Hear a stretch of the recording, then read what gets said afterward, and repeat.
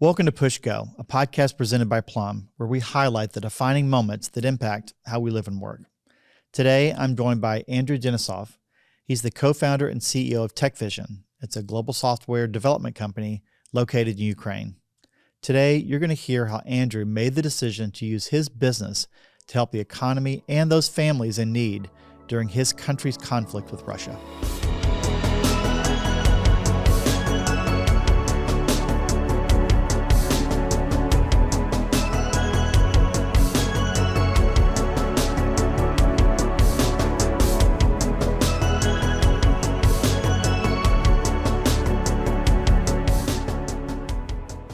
Andrew, good morning. Welcome to the podcast. Good morning, Rick.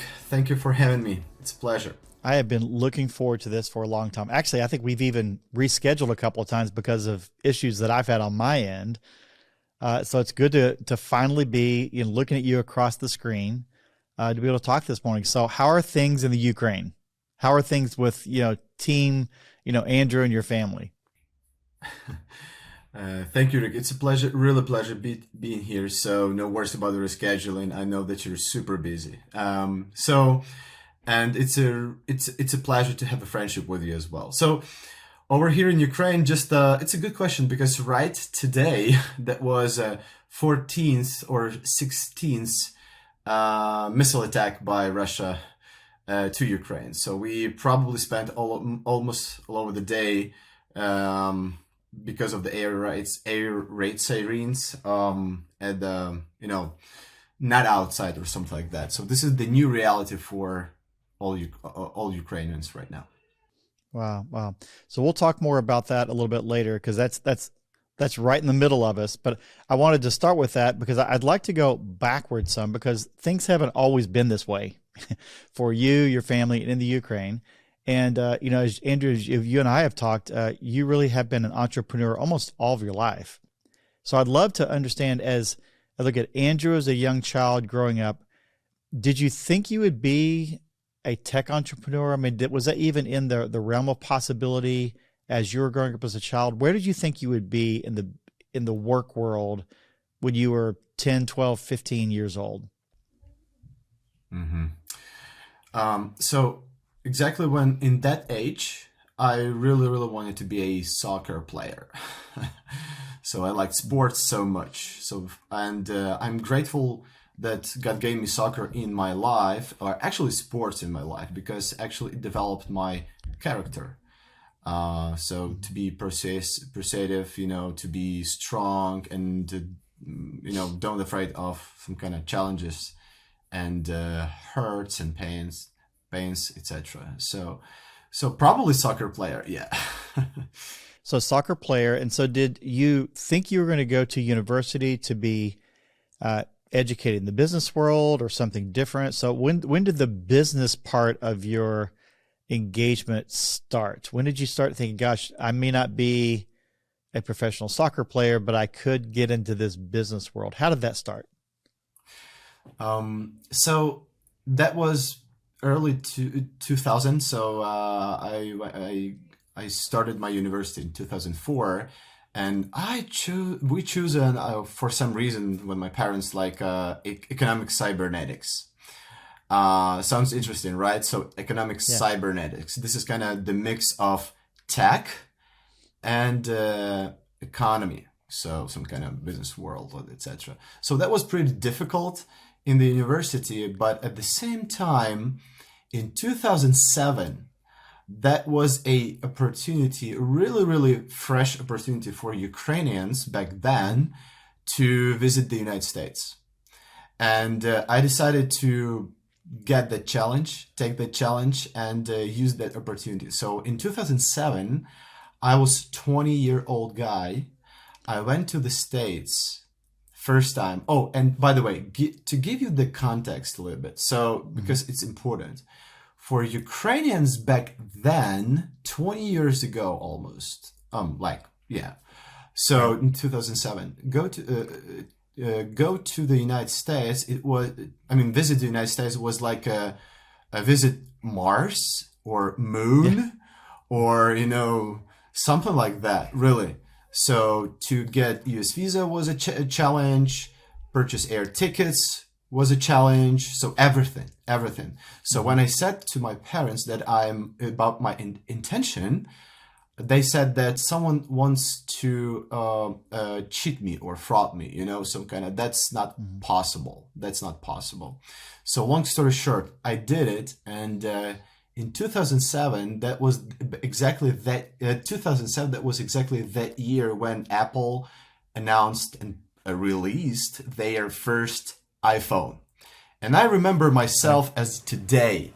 I was looking at that advertisement on the TV on my second job, by the way. So my first job, I was a server and waiter at the Johnny Rockets with dancing servers. So I was probably the best dancing server. Why I'm thinking about that way? Because I made really, really good tips because I was like party man back then.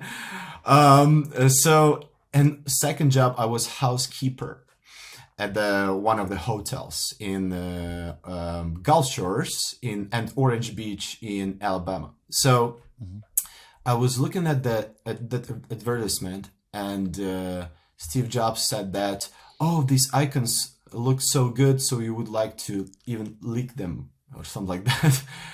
And I fell in love with tech and that device, holding my old with buttons small Nokia cell phone. And I said that, wow, probably this is something that I want to bring that to Ukraine. So I did it, and I was probably one of the first guys in, I think, whole Ukraine that started to ship iPhones from the United States to Ukraine. But there was a problem that they were locked. All of those iPhones were locked, for like US cell phone operators, stuff like that. So we not hacked. Okay, so we found you hacked. No, it's okay. You hacked. Okay, listen, I remember the iPhone 3, all that's coming out. People were hacking it for video, hacking it for this. That's okay. It's not a bad term, but you were hacking it, so that you could use it in Ukraine. But were you still in the U.S. sending from the U.S. to the Ukraine, or were you back in the Ukraine? No, I back to Ukraine, and I found friends who shipped me those iPhones.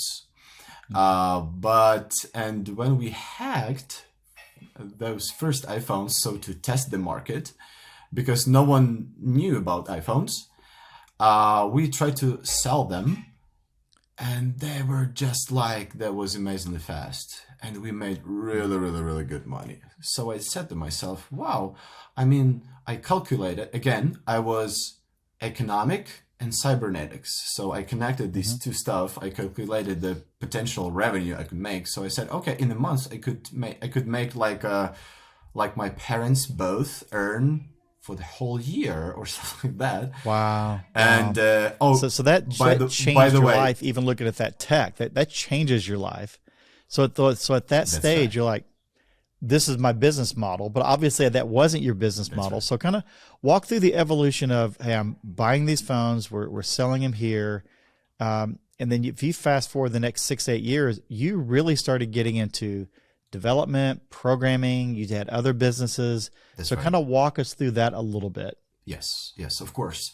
So again, when I graduated my university in 2009, again, everything actually shaped me as that period of time shaped me as entrepreneur, because the software and tech were just starting back then in Ukraine. So that industry at all. But the context of Ukrainians back then, young Ukrainians, was that if you don't have a experience, you cannot be employed. So you simply just, unemployed. So it was difficult to find a job, really. And that was really, really difficult. So now in Ukraine, it's way, way easier. You can go to the coffee shop, you can go whatever you want. So, but back then, you could go just to the construction. You will be like really underestimated and underpaid, and that's it. So it was like a corner. And I really, really struggled, like thousands others, ex-students or almost ex-students, to find a job because I was going to, start my family, etc. And just I was thinking about the future, and literally that was really hard times. So, and in one moment I realized that okay, so if I cannot find a job, I will probably create a job. So that's why it drove me to entrepreneurship. And I tried different businesses. So there was handmade candles. We sold them, clothing. There was fitness clubs for women. By the way, franchisee from the United States called Curves, but all of them were just bankrupt. But one of my businesses survived. But you're a classic entrepreneur at that point in time. So I love that. So you said one of your businesses survived. So you have this tech thing you played around with. You're doing all these startups. You realize I'm going to start business on my own. Talk about that business that survived. And I'd love to kind of begin transitioning kind of into that, the car opportunity you had, as well as the app development, the tech team that you're running today, and the YouVersion app. So I'd love to kind of transition kind of into that, the things that started to stick. So what was the one thing that started to stick, that started to work? Yeah. So the one I found out, I started to think, why just only this one business survived? This project survived from among 4 or 3, something like that. And I think the one key and one takeaway, and that was the secret sauce, that I knew English. I mean, like more or less back then. And probably because God gave me a gift to connect the dots, connect people, network, etc. And that business was because my clients, my market was outside the country. And the people who worked with me and for me were in Ukraine. So I played on the difference of the economies. So we delivered a really, really great service, but our prices for the services that we delivered were lower. And I was that bridge who created that,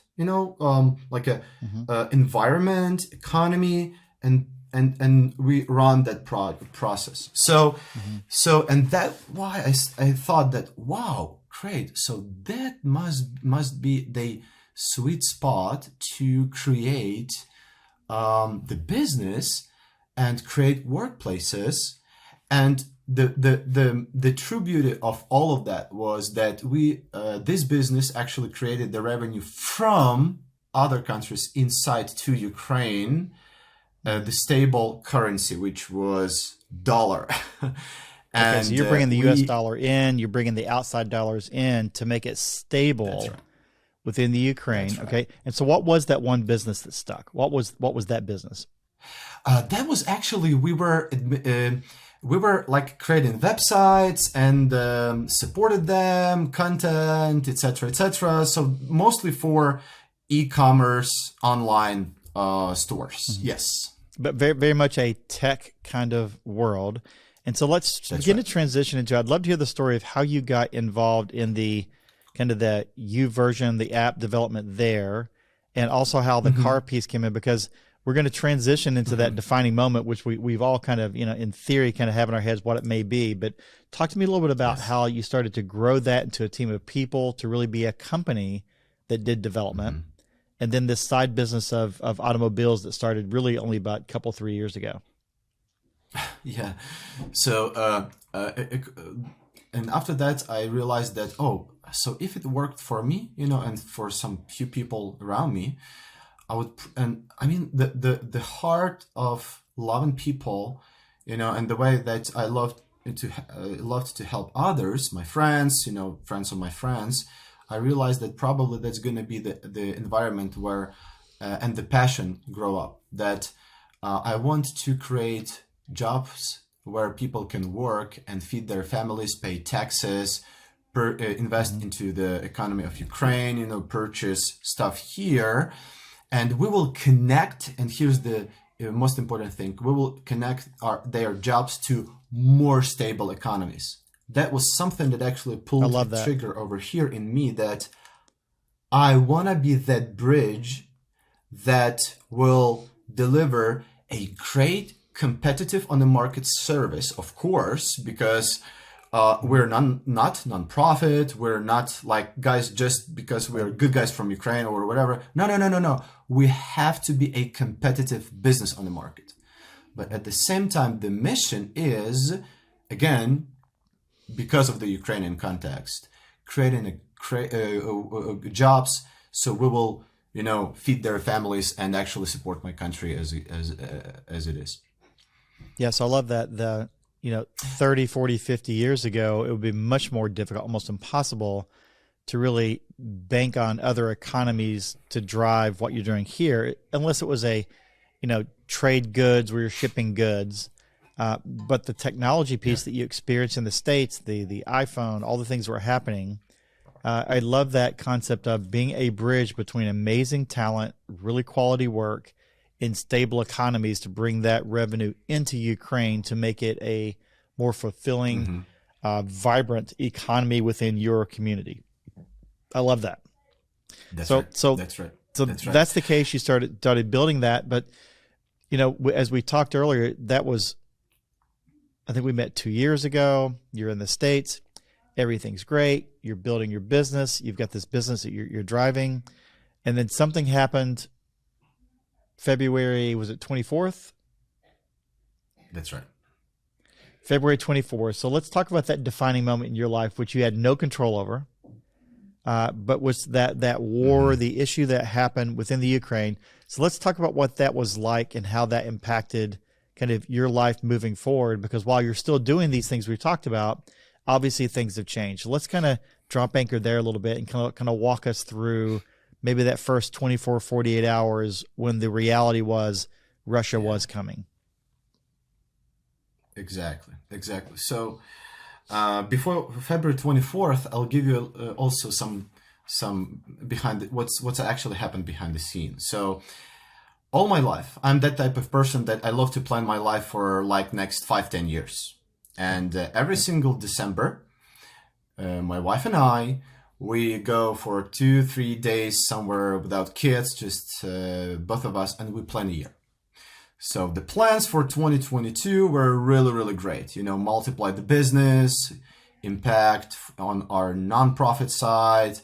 I'm a member of team in my local church because like my nonprofit and the way how I change the society and influence the society, I do that through the church because I'm strongly believe that the Christian values are those values that actually will change this country and not just this country at all. So the plans were really, really great. And the January was great, but there were some kind of rumors that, there are kind of Russian troops came to the border with Ukraine, but that was kind of training. So none of us believed in that. None of us, really. We talked to many, many people, and none of them just believed that that may be true. Wow. But the morning, 5 a.m. of February 24th, I woke up just to grab a glass of water or something like that, and I just took my phone, pick up my phone. I don't know why. I don't know why.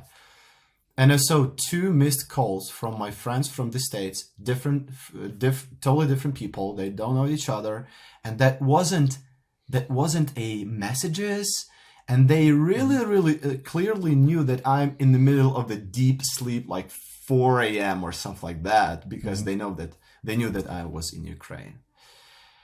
And somewhere here told me that, hey, check the Facebook, because like there were some rumors and news, but when I opened Facebook, I realized everything. So the war started.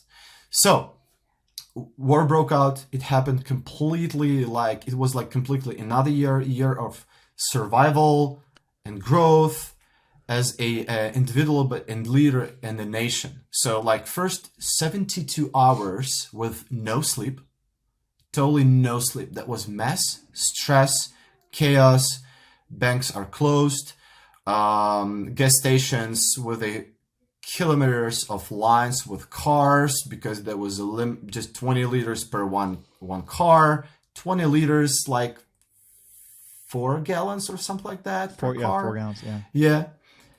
Air raid sirens that says that actually Russia is attacking our cities. They really attacked cities all over Ukraine, So we started to help thousands and thousands of refugees and internally displaced people that were fleeing from the war zone to our part of Ukraine. Oh, and yeah, by the way, I live in the city of Lviv, which is just 1 hour drive from the border with Poland. So Yeah, so which is NATO you're on zone. the west you're on the west side close to the NATO country Poland.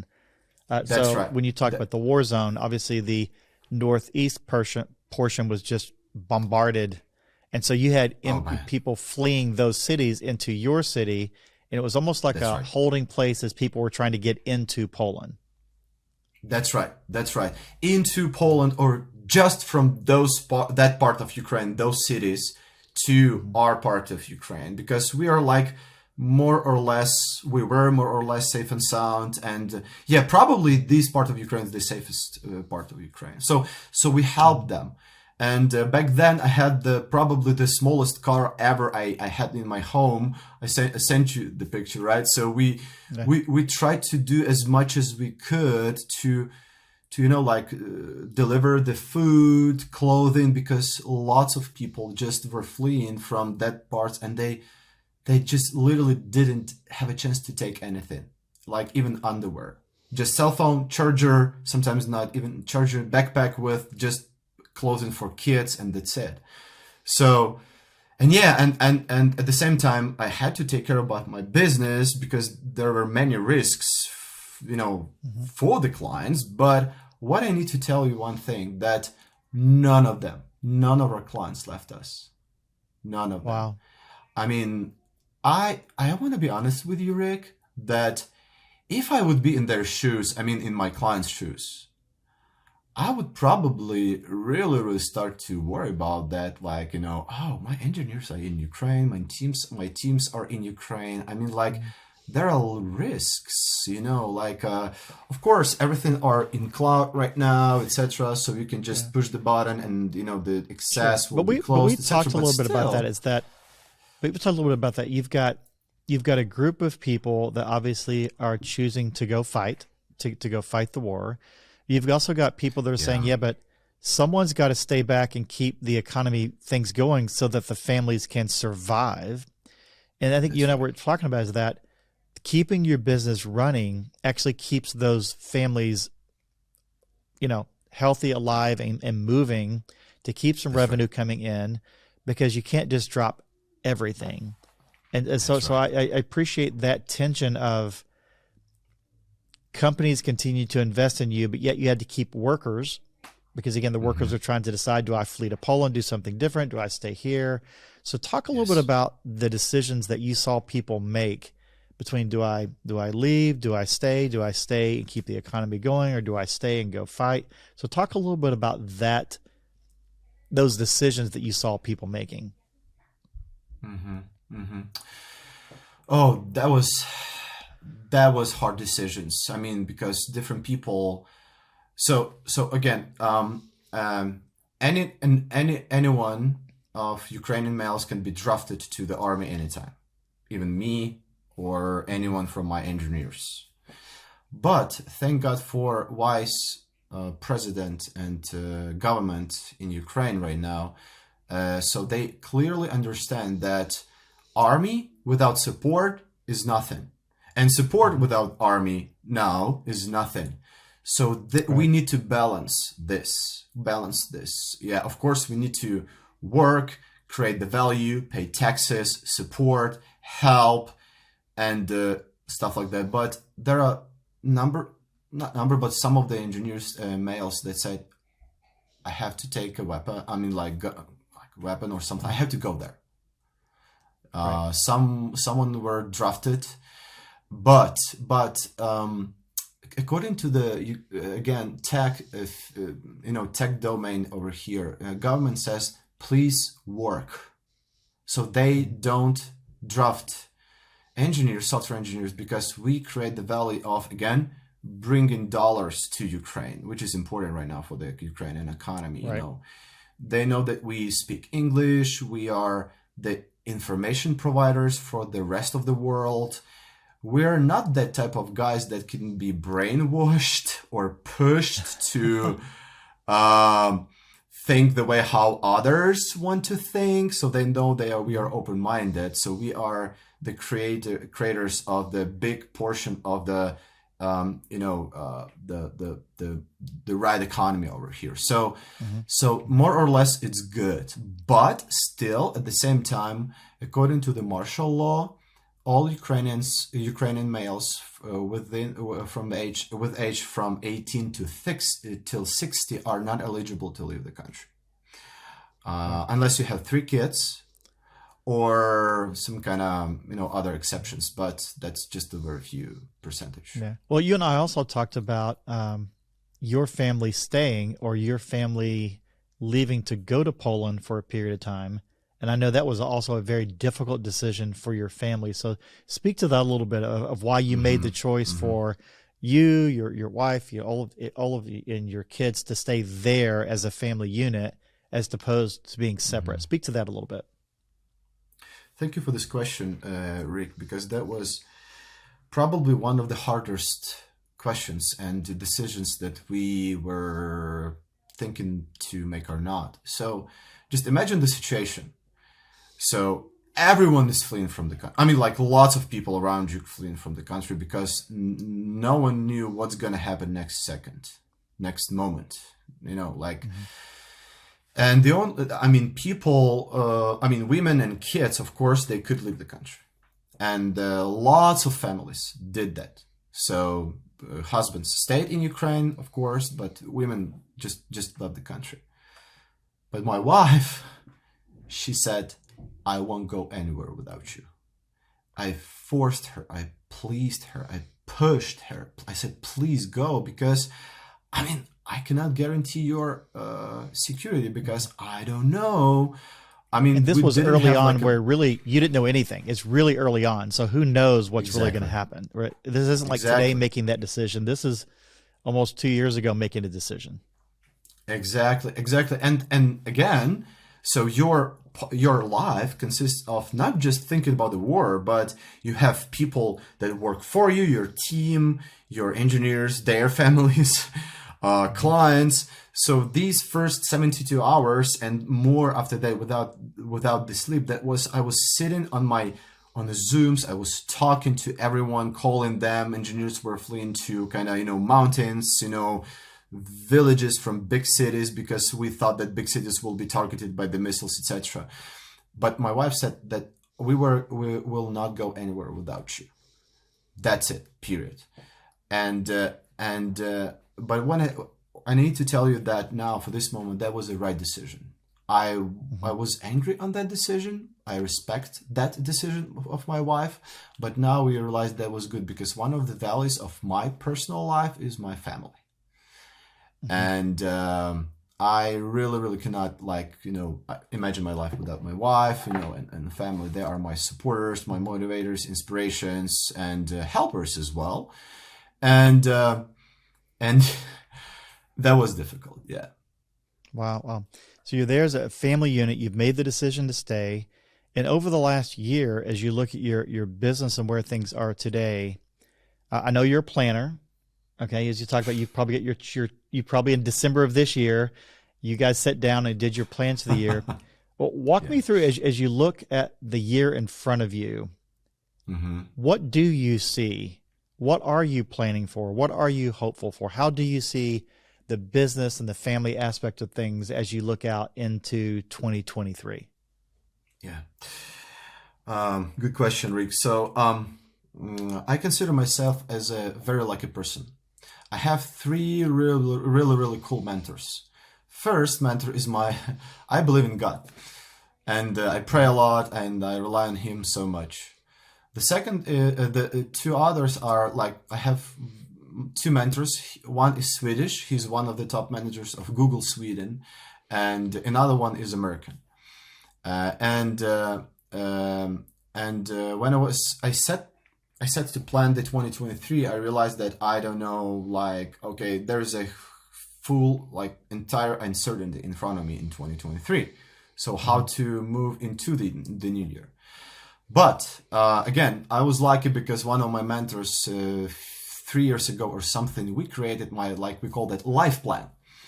And life plan, so I have like the plan of my life on a paper, but actually on a Google Doc, but in a paper. So, and the true beauty and the backbone of this life plan is not just the goals I love to set up, and all of my goals are in spreadsheet, digitalized numbers, graphs, etc. Yep. So everything is data driven. I'm a data driven guy. But he gave me a golden advice, man. You have to put your goals on your values. So I have my 5 values, Andrew's 5 values that help me to create everything. So this is the foundation, this is the backbone, this is the first. And when he reverted back me to the first, he said, hey, just start planning this year in full of uncertainty based on your values. And wow. I said, yes, that's really cool. It doesn't matter what happened with me next day or next week or next month. And if the goals won't go that way that I want, my values will be the same. And I love that. And we're going to, that's so good. I think it's so important for us all to hear is that in the time of complexity, time that things are changing and you're not really sure, your values can still be your foundation. So I love that. So we're kind of running out of time now, and I hate that, Andrew. We need to get you back on again. We talk more, but I love that concept of my values are true, regardless of what happens. My plans may change, but the values are still there. So if someone wanted to have a virtual cup of coffee with you, or if you were coming back into the States, they wanted to connect with you, what's the easiest way for someone to reach out to Andrew and get some time with you, or at least show you some support? What would be the best way to do that? And from a business standpoint, if they're looking for developers in Ukraine, great business, I'd love to know the best way for folks to get a hold of you. Oh, thank you for this question. So I'm easy to reach me by email, Facebook. I'm on Facebook, LinkedIn, of course, and I'm on WhatsApp. And I'm very open to meet and chat and get acquainted, because I truly believe that the network and knowing people is very, very good. Well, we'll have all that contact information, below in the show notes to make that happen. But Andrew, man, it was a blessing to talk to you this morning. Thank you for making this time happen. I know you're on battery power and you were making sure everything is okay, but thank you for making the effort today, and we'll talk again soon. Thank you so much, Rick. Thanks for listening to Push Go, a podcast highlighting the defining moments that impact how we live and work. It was great to have Andrew on the show. If you like what you heard, you can find more stories just like this on listen.plumshop.com. And hey, we wouldn't be mad if you left us a review wherever you listen to podcasts. Now we have new episodes that drop every Wednesday, and if you're watching on YouTube, feel free to like and subscribe.